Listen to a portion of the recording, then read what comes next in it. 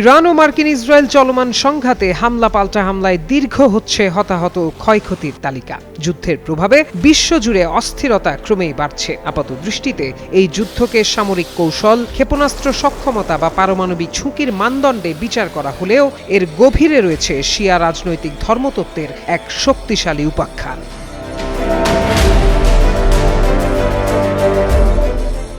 North east university London এর দর্শনের সহকারী অধ্যাপক হোসেইন দাব্বাগের মতে, বাহ্যিক এই চরম আঘাত ইরানকে দুর্বল করার পরিবর্তে দেশটির অভ্যন্তরীণ সংহতিকে আরও দৃঢ় করছে। নন ইনভার্টার এসির দামে ঘরে আনুন বিদ্যুৎ সাশ্রয়ী ইনভার্টার এসি।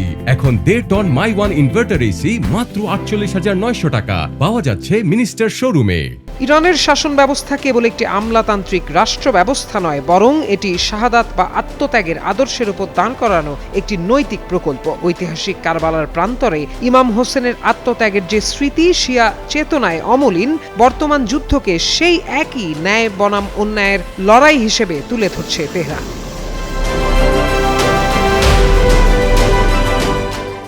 সর্বোচ্চ নেতার মৃত্যুর পর রাতভর রাষ্ট্রীয় শোকানুষ্ঠান এবং বাসিজ বাহিনীর মতো আধা সামরিক গোষ্ঠীর সদস্যদের আমৃত্যু লড়াইয়ের শপথ প্রমাণ করে যে এই যুদ্ধ এখন কেবল অস্ত্রের নয়, বরং আদর্শিক টিকে থাকার লড়াইয়ে পরিণত হয়েছে।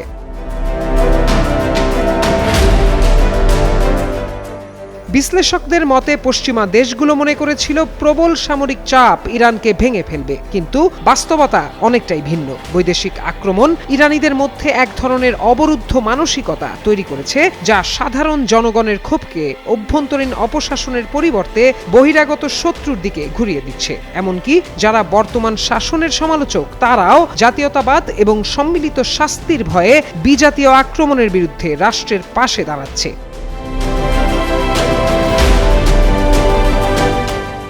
ইরান এখন একটি দীর্ঘস্থায়ী ক্ষয়িষ্ণু যুদ্ধের কৌশল গ্রহণ করেছে, যার লক্ষ্য হল নিজেদের ধ্বংসের বিনিময়ে হলেও শত্রুর রাজনৈতিক ধৈর্য পরীক্ষা করা। মার্কিন প্রেসিডেন্ট ডোনাল্ড ট্রাম্পের শর্তহীন আত্মসমর্পণের দাবি এই সংকটকে আরও উস্কে দিয়েছে। এটি গোটা ইরানের মনে শত্রুপক্ষের এমন এক ছবি আঁকছে, যা তাদের চিরাচরিত সাম্রাজ্যবাদ বিরোধী আখ্যানকে বৈধতা দেয়।